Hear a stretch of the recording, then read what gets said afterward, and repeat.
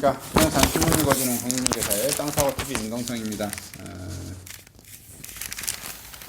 오늘의 가장 큰 소식은 전세가 급등에 탈서울 가속화되고요. 경기도는 외지인 매입 비율이 역대 최고다. 이런 소식입니다. 9월 말까지 33,695건 중 184%가 외지인 비율이 높았습니다. 이러한 외지인 비율은 서울 소재 거주자들이 경기도에 주택을 사는 것 같아요. 서울 거주자 경기도 아파트 매입 건수를 봤더니 2016년 2만 54, 2017년 2만 285, 2018년에 2만 1034, 2019년에 1만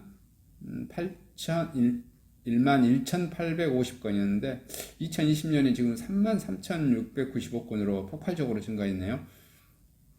서울 거주자가 경기 지역 아파트를 매입한 건수가 역대 최고치로 나타났고요. 7월 말 세임대차보호법 시행에 전세난이 심하면서 서울 아파트 전세 수요가 경기 아파트 매입 수요로 옮겨간 것으로 해석되고 있고요. 11월 부동산 정보업체 경제만랩이 한국감정원의 거주지별 아파트 매매 현황 분석한 결과 올해 1월부터 9월 서울 거주자의 경기 매입은 33,695건으로 집계됐고요. 지난해 기간 11,850건에 대해 184% 증가했습니다. 관련 통계를 작성하고 시작한 2006년 역대 최고치입니다. 경기 지역 중 서울 거주자가 가장 많이 매입한 것은 고양시고요. 올해 1월에서 9월 서울 거주자가 4,246건 사들였고요. 고양은 서울 지하철 6호선 세전역부터 고양시청 있는 고양선과 수도권 광역 급행철도 GTX A노선과 교통호재가 있다. 이은 남양주 3,436건, 지하철 8호선 별내 연장 및 GTX B노선 계획이고요. 서울 거주자 매입이 가장 많이 늘은 지역은 또 김포입니다. 김포는 올해 2,995건으로 손바뀜, 2006년에서 19년 평균 매입량 822건 대비 264% 폭발적으로 늘었습니다. 김포는 김포 도시철도 김포 골드라인을 이용하며 여의도까지 이동하기가 수월하고요. 앞서 유기지 부동산 대책의 조정 대상 지역에서 제외된 후 매수세가 불붙었고요.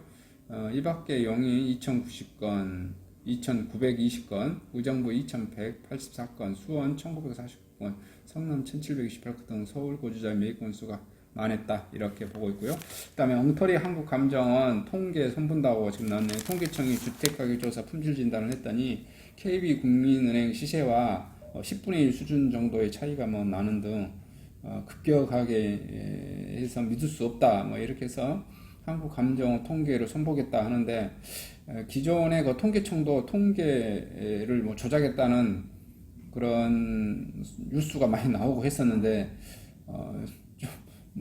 도찐 개찐인가 아닌가 싶습니다. 그 다음에 이제 전세 매물 씨말이자 노후 아파트 전세가까지 급등. 세임대차법 시행 이후 20년 넘은 집값이 0.6%나 올랐다. 시설이 낡아 거주 선호가 떨어지는 서울 노후 아파트 전세 가격이 신축보다 빠른 속도로 상승하고 있고요. 세임대차보호법 시행으로 신축 전세 씨가 마르자 울며 겨자 먹기로 싼 집을 찾아가 수요가 만들어내는 이상현상이란 소식입니다. 노후 아파트 가격이 지금 급등하고 있다. 이런 소식이네요. 그 다음에 이제 대치 목동 학군의 5억 원대 전세가 어디 없나요? 전세 찾아 헤매도는 맹모들 발동동, 이게 무슨 소식이냐면 이제 기존의 음마 아파트가 굉장히 오래됐어요. 강남에. 이게 보통 전세가 5억에서 5억 위아래로 왔다 갔다 했습니다. 그래서 자신 자가 금액 한 1억이나 2억 선에서 집어넣고 대출 일으키고 한 2억하고 3억 대출 일으키면 그런대로 서민들이 내 자식이 좀 공부 잘하고 똑똑하면 이렇게 그 전세로 들어가려고 하는 그죠? 5억 전세하고 2억 내 돈 넣고 3억 전세 대출 받으면 되는 거니까요. 이런 수요가 많이 있었는데 서울의 그 강남 아파트들이 전세가 다 10억이 넘어가 버리니, 허름한 음마 아파트도 10억이 넘어가 버리니 자가 금액이 5억 정도는 5억까지는 대출이 안 되니까 이런 현상이 벌어지고 있고요. 이제 대치 따라서 이제 목동에다가 5억대의 아파트가 전세가 있나 찾아보는 것 같아요. 근데 그것도 없고 이제 3대 학군 중 하나 중계 그쪽도 봐보니까 벌써 전세가 5억이 넘어서 5억에서 8억 막 이렇게 된다고 그러네요. 그런 현상이 벌어지고 있습니다. 그리고 세입자가 내보낸 실거주 집주인 2년간 집 팔지도 못한다. 임대차 분쟁 조정위에서 해석을 했습니다. 어떻게 해석을 했었냐면은 이제 집주인이 임차인이 나가겠다고 했다가 아니야 계약갱신을 청구하겠다고 하니까 임대인이 그럼 내가 들어가겠다고 했어. 그래서 둘이 싸웠어. 조정 분쟁이 왔어. 조정 분쟁에서 알았다. 임대인 네가 들어가서 살아라. 대신 2년 안에 너 집 팔면 안 돼. 이렇게 해서 합의 이제 공고를 했어요. 그러다 보니까 집주인이 나 그렇게는 좀 받아들이기 힘드는데 이제 이런 소식 내용입니다. 그래서 임대인이 이제 임차인하고 둘이 뭐 합의하다가 또 임차인이 합의해주면 되는 거잖아요. 임대인은 계속 나 들어가서 살 건데 이렇게 하니까 이제 다급한 임차인이 주변에 전세를 알아보다 전세가 없으니까 그러면 이제 울며 겨자 먹기 식으로 5% 이상 올려주고 뭐 이렇게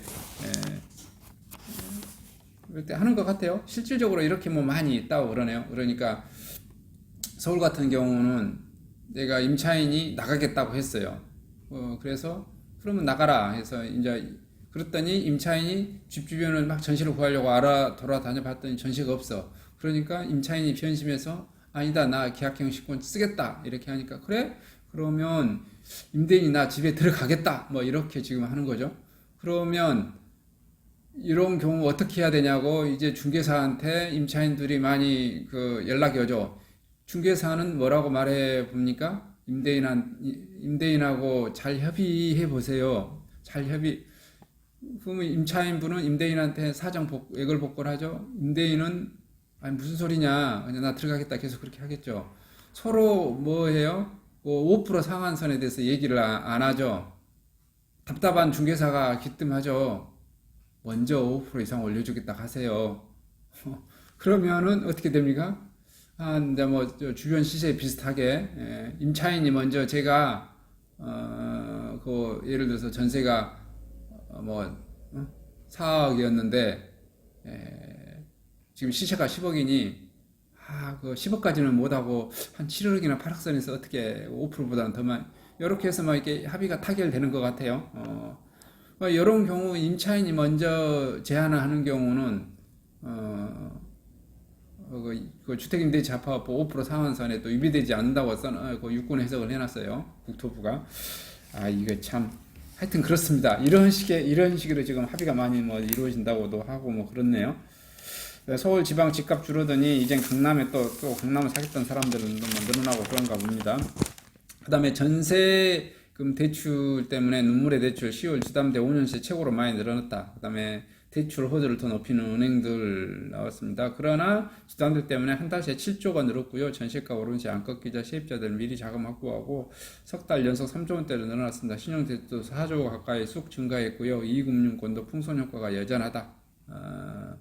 집값 상승으로 주택매매 수요가 이어지고 전세값까지 폭등하고 은행권 주담대 대출이 규모가 지난해 7조 원 가까이 증가했다. 이는 10월 기준 2015년 이후 최대 증가폭입니다. 같은 기간 전체 금융권 가계대출 규모는 전월 대비 13조 2천억 급증해 역대 세 번째 증가폭을 기록하고 있습니다. 이런 주택대출이 계속해서 늘어가고 있다. 이런 소식입니다. 이상 전국 부동산 소식을 마치도록 하겠습니다. 감사합니다.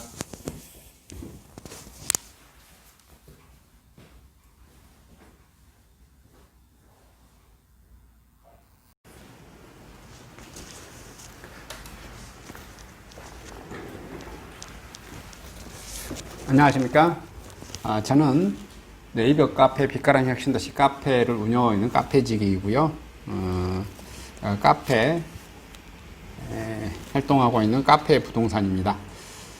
나주 혁신도시에서 기반으로 하고 있습니다. 상가, 토지, 아파트를 전문적으로 하고 있고요. 또 삼성화재도 같이 활동하고 있습니다. 상가 통해서 임대차 매매하신 다음에 화재보험 같이 가입하시면 중개수수료 절반 정도 할인해 드립니다. 그리고 삼성화재의 의료실비, 운전자 보험, 자동차 보험, 화재보험, 적금, 치아보험, 연금보험, 상해보험, 통합보험, 자녀보험, 간병보험, 당뇨보험 이런 것도 모두 한꺼번에 취급하고 있습니다. 보험을 또 가입하게 되시면 또 이렇게 저를 통해서 상가 이렇게 임대차 내시고 하시면 네이버 카페 빛가람 혁신도시 카페에 홍보를 해드리고요. 유튜브에도 이렇게 홍보를 해드립니다. 그리고 이벤트 행사를 해서 여러분의 매장에 손님들이 찾아갈 수 있도록 이렇게 해드리고 있습니다. 물론 이벤트 비용은 제가 부담해 드립니다. 저를 통해서 많은 사업 같이 윈윈할 수 있도록 도움을 주셨으면 감사하겠습니다.